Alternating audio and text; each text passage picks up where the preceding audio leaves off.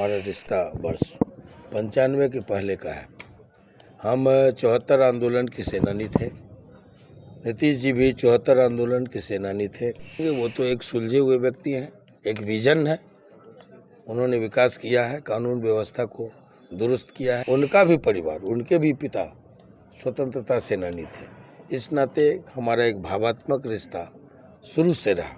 नमस्कार, live cities देख रहे हैं आप और मैं हूं आपके साथ सरफराज आलम। इस वक्त हम मौजूद हैं सहरसा के गंगजोला स्थित पूर्व सांसद आनंद मोहन जी के आवास पर और यहां पर हमारे साथ मौजूद है पूर्व सांसद आनंद मोहन जी। सर, कल का कार्यक्रम काफ़ी ऐतिहासिक रहा। सीएम नीतीश कुमार मंच से मुस्कुरा रहे थे, तारीफ भी कर रहे थे, क्या कहेंगे? अच्छी बात है, वो प्रसन्न होके गए। मेरे गांव से 73 पंचगछिया ग्राम वासियों की ओर से जो स्वागत किया गया, उससे अगर वो खुश थे तो इससे ज़्यादा खुशी की बात क्या हो सकती है।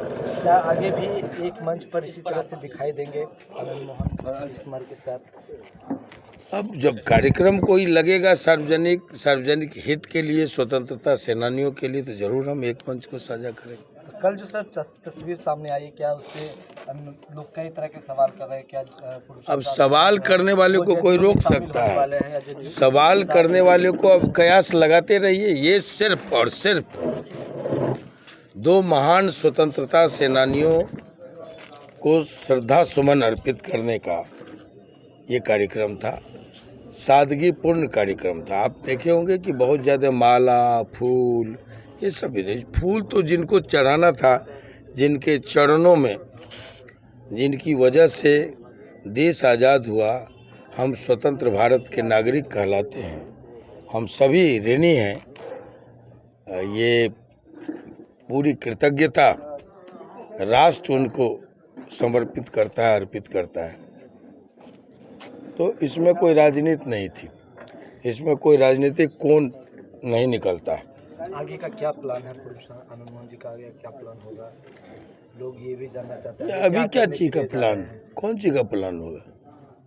राजनीतिक इसी तरह जिस तरह से सामाजिक काम करते रहेंगे। इसमें प्लान क्या होता है? कई मांग आपने मुख्यमंत्री के सामने जी, वो 72 पंचगछिया के सर्वांगीण विकास के लिए हमने कुछ उनको याद दिलाया कि भाई किस तरह से जब परतंत्र भारत था तो हमारे यहाँ गिनती के स्कूल जब हुआ करते थे पूरे बिहार में, तब पंचगछिया में हाई स्कूल था। उत्तर बिहार में मैं समझता हूँ 3 ही हाई स्कूल थे, एक कुर्सेला, विलियम्स और उसके बाद पंचगछिया, जहाँ लोग शिक्षा ग्रहण करने के लिए आते थे, दूर दूर के छात्र। तो तब कोसी के इलाके में हमारा गांव परतंत्र भारत में, गुलाम भारत में भी समृद्ध था। कोसी, जिसको काला पानी के नाम से बुलाया जाता था, जो मलेरिया, फलेरिया, कालाजार, उस समय जो हैजा, इस सब का नैहर हुआ करता था। ऐसे रुग्ण, ऐसे उपेक्षित, ऐसे क्षेत्र में, अविकसित क्षेत्र में हमारा जो अस्पताल था अंग्रेज के ज़माने से, वो चिकित्सा के क्षेत्र में बिल्कुल विरला था। शिक्षा के क्षेत्र में प्रियव्रत नारायण सिंह उच्च विद्यालय बिल्कुल बेमिसाल था। तो ये सब तब थे जब मुल्क गुलाम था।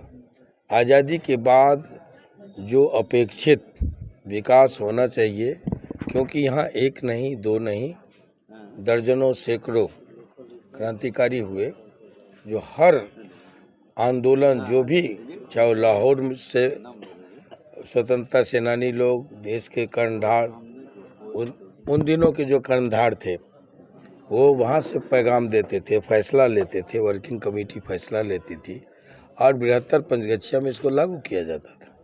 चाहे नमक सत्याग्रह हो, चाहे असहयोग सत्याग्रह हो, चाहे व्यक्तिगत सत्याग्रह हो, चाहे रॉलेट एक्ट वापस जाओ, क्रिप्स कमीशन वापस जाओ, ये तमाम जो भारत छोड़ो आंदोलन हुआ, सब में बढ़ चढ़ के इलाके के लोगों ने हिस्सा लिया। तो ऐसे में स्वतंत्रता के बाद जो शहीदों के, महापुरुषों के सपनों का, अरमानों का समाज और कोसी होना चाहिए, 73 पंचगछिया होना चाहिए, उस मामले में हम उपेक्षा के शिकार हुए। और ये दंश है, ये दुख है, जिसका जिक्र मैंने मुख्यमंत्री जी के मंच से किया और उन्होंने आश्वासन दिया है कि आप एक ब्लूप्रिंट तैयार करके आइए, हम सब बैठ करके जो भी हो सकेगा संभव हम करेंगे। सर, खुले मन से नीतीश कुमार ने एक बात और कही थी कि हम तो शुरू से ही आनंद मोहन के साथ थे।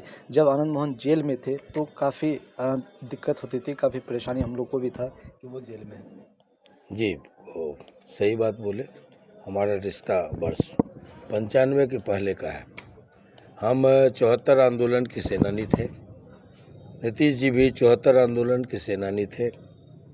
मैं, मेरा पूरा परिवार स्वतंत्रता सेनानी रहा, जिसका जिक्र उन्होंने किया कि 6 लोग स्वतंत्रता सेनानी हुए, सिर्फ पुरुष ही नहीं, महिलाएं भी, और उनका भी परिवार, उनके भी पिता स्वतंत्रता सेनानी थे। इस नाते हमारा एक भावात्मक रिश्ता शुरू से रहा। तो राष्ट्रीय आंदोलन से लेके, जेपी आंदोलन से लेके, और राजनीतिक तौर पर हम एक साथ समता पार्टी का निर्माण किए थे। पहले बिहार पीपुल्स पार्टी बनी, फिर समता पार्टी बनी, और हम सब मिलकर बिहार में बदलाव की राजनीति की शुरुआत किए थे। तो रिश्ता तो पुराना है ही। अब कैसे बिहार को आगे बढ़ाने का काम किया जाएगा? क्या साथ में मिलकर आप काम करेंगे? सब इंतजार कीजिए, अब आगे आगे देखिए। बिहार के विकास के लिए तो बिल्कुल दलगत भावनाओं से ऊपर उठ करके सबको एकजुट होना चाहिए। अब राज्य रहेगा, देश रहेगा, तभी तो व्यक्ति की राजनीति चलेगी। इसलिए इन सब मामलों में तो कभी भी राजनीति नहीं होनी चाहिए, पार्टी नहीं होनी चाहिए। इन सब बातों से ऊपर उठ करके हम सबको सोचना चाहिए। बिहार में विकास की बात होगी तो आनंद मोहन नीतीश कुमार के साथ रहेंगे।